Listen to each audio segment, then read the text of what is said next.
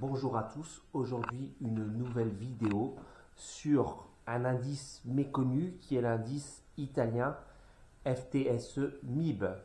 Il s'agit de l'équivalent italien du CAC 40 français. Et comme le CAC 40, il comprend 40 valeurs qui sont les 40 plus grandes capitalisations boursières du marché italien. Ces 40 capitalisations boursières des grandes sociétés italiennes représentent environ 80% de l'économie italienne, des sociétés de l'économie italienne cotées en bourse. Et est-ce que cet indice, dans un investissement long terme, est une bonne ou une mauvaise affaire? C'est ça la question qu'on va se poser aujourd'hui. Pourquoi je trouve cet indice intéressant? C'est parce que c'est un indice qui a été fortement délaissé sur les 15 dernières années. C'est un indice qui a énormément progressé les 5 dernières années, avec une hausse de plus de 80%, donc nettement supérieure au CAC 40. C'est un indice qui est relativement concentré sur certains secteurs d'activité, notamment le secteur de la banque, assurance et de l'industrie. Donc il comporte beaucoup de valeurs bancaires, industrielles et peu de valeurs, voire très peu de valeurs liées à la technologie. La plus fameuse est la société NT Microelectronics. Donc c'est la valeur la plus importante du secteur de la technologie de l'indice italien et qui compose environ 7% du portefeuille. Et donc il y a quelque chose d'assez surprenant avec cet indice, c'est qu'il est délaissé par rapport à la structure de l'économie italienne et les gens ont peur d'investir dessus, même les grands investisseurs, parce qu'ils se disent que l'Italie est un pays avec une crise démographique, comme on le sait, avec très peu de naissances et une population vieillissante. Le peu de jeunes qu'il y a fuient à l'étranger pour avoir des meilleures situations. Donc c'est un pays qui est victime d'une émigration économique de cerveaux, une fuite des cerveaux. C'est un pays en fait où il y a, on le sait, beaucoup d'économies parallèles. C'est un pays où le marché intérieur est faible du fait de la population qui est extrêmement vieillissante, notamment composée pour plus d'un tiers de personnes de plus de 60 ans, donc qui consomment moins.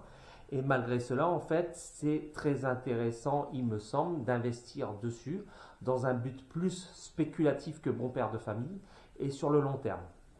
Alors, déjà, vous allez me dire, donc, pourquoi cet indice peut être intéressant si tout le monde considère cet indice comme un indice à délaisser de par la structure économique de l'Italie qui est en crise depuis plus de 2 décennies et qui offre peu de perspectives sur son marché intérieur en termes de consommation. En fait, la réponse est un peu plus complexe que ça et je vais essayer de développer ce qui est valable pour l'économie italienne et valable pour les autres économies européennes. C'est qu'en fait aujourd'hui on se focalise sur un indice qui comprend les 40 plus grandes sociétés italiennes et ces sociétés exportent dans le monde entier. Donc en fait, quand vous investissez sur l'indice italien, vous n'investissez pas sur l'économie italienne uniquement, mais vous investissez sur la capacité pour les 40 plus grandes sociétés italiennes de vendre leurs produits partout dans le monde. Donc on parle de géants comme les voitures de luxe comme Ferrari qui composent cet indice. On peut parler d'autres valeurs comme le groupe Stellantis aussi qui regroupe Fiat, Alfa Romeo, Renault aujourd'hui, donc qui est un conglomérat de l'automobile. On peut parler des banques italiennes et de la plus grande compagnie d'assurance qui s'appelle Generali, qui est présente en France. Je vous donne des exemples de valeurs qui composent cet indice. Et donc, en fait, vous vous rendez compte qu'en fait, les produits sont exportés dans le monde entier, ce qui permet d'avoir des sociétés géantes qui sont des capitalisations, on va dire, équivalentes aux grandes sociétés françaises et qui investissent dans le monde entier et dont les gens achètent les produits dans le monde entier. Donc voilà, en fait, le but de cette vidéo, c'est de vous faire aussi un peu comprendre que lorsque vous investissez sur une bourse d'un pays, vous n'investissez pas sur le marché intérieur du pays et comment consomme la population du pays, de ses valeurs cotées, mais dans le monde entier.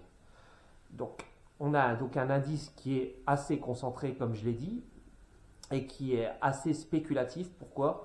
J'en veux comme exemple que c'est un indice qui est très volatile. C'est un indice qui fait souvent les montagnes russes. qui chute, qui monte, qui chute. Mais aussi, lorsqu'il y a une grande volatilité, il y a aussi des perspectives de gains qui sont supérieures.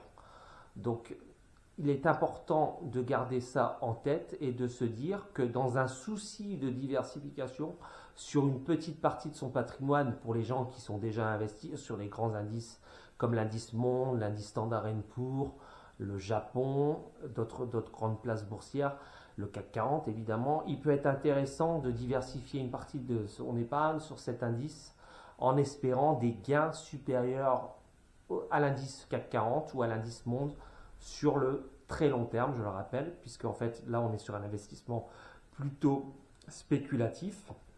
Néanmoins, même en étant spéculatif, on est quand même investi sur 40 sociétés solides et qui exportent dans le monde entier, dont quelques-unes que je vous ai nommées. Il y a aussi les deux géants Enel et Eni. Donc Eni, ça correspond à Total chez nous, c'est un géant du pétrole, et Enel est un géant qui correspondrait, si on voulait synthétiser, à EDF chez nous. Voilà, donc il y a aussi ces deux valeurs-là. Cet indice distribue des dividendes assez généreux. Si vous achetez via un ETF, les dividendes sont réinvestis dans l'indice, ce qui le fait croître sur le long terme. Et l'idée à retenir donc de cette vidéo, c'est de comprendre que lorsque vous investissez sur un pays, vous n'investissez pas sur le marché intérieur du pays uniquement, même si bien sûr la population italienne va d'abord consommer ces produits-là qui sont du Made in Italy plutôt que des produits étrangers, mais vous investissez à la fois donc sur la population italienne et sur la population mondiale qui va acheter ces produits italiens qui sont dans l'industrie moyenne gamme, dans l'industrie haut de gamme. Voilà. Donc, puisqu'en fait c'est une économie qui est assez particulière avec des grands groupes comme les groupes qui composent cet indice FTSE MIB, mais aussi beaucoup de petites sociétés qui exportent dans le monde entier. Et là, on va se concentrer sur cet indice des 40 grandes capitalisations italiennes qui sont la plupart du temps situées dans le nord de l'Italie, puisque comme vous le savez, il y a une grande prévalence de l'économie industrielle qui est située au nord de Florence, pour faire simple, et un sud qui est délaissé. Donc on investit sur ces entreprises qui sont situées dans le nord du pays et qui vont exporter leur pays chez les consommateurs du monde entier. Donc voilà, en fait, je voulais vous dire que ce placement est un peu, si on veut dire, en dehors des sentiers battus, puisqu'on n'y pense pas. La performance sur les 5 dernières années de l'indice italien, c'est sur un ETF, c'est 88%, donc c'est énorme en fait. Pour vous donner un ordre d'idée, l'indice Standard & Poor's a fait moins bien sur les 5 dernières années, donc il a surpassé l'indice américain. Et c'est un indice qui me semble, lorsque votre portefeuille est déjà bien établi, bien diversifié, vous rajoute une ligne de diversification à laquelle on ne pense pas. Voilà, c'est tout pour aujourd'hui. Je vous remercie. On se revoit pour une nouvelle vidéo. Au revoir.